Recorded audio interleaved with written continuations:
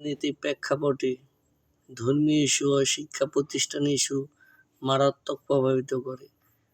তাই বিগত 15 বছরে যারা বিভিন্ন শিক্ষা প্রতিষ্ঠান ও ধর্ম প্রতিষ্ঠানে কমিটিতে ছিল, তাদের 2-1 মাসের মধ্যে অচিরেই বাদ দিয়ে নতুন এবং গ্রহণযোগ্য কমিটি গ্রহণ করা উচিত।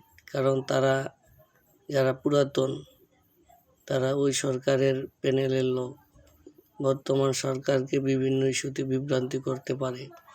তাই মাননীয় প্রধানমন্ত্রী তারেক রহমানের এই দিকে দৃষ্টি দেওয়া উচিত।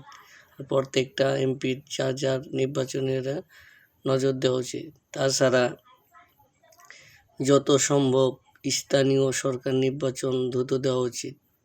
কারণ একটা এমপি মুন্সিগঞ্জ আসনে 28টা ইউনিয়ন, একটা এমপির পক্ষে সম্ভব না সব বিষয়ে তদারক করা।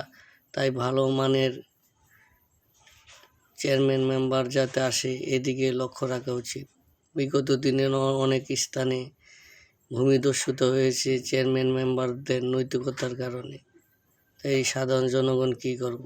যারা রক্ষক তারাই তো সমাজের ভক্ষক।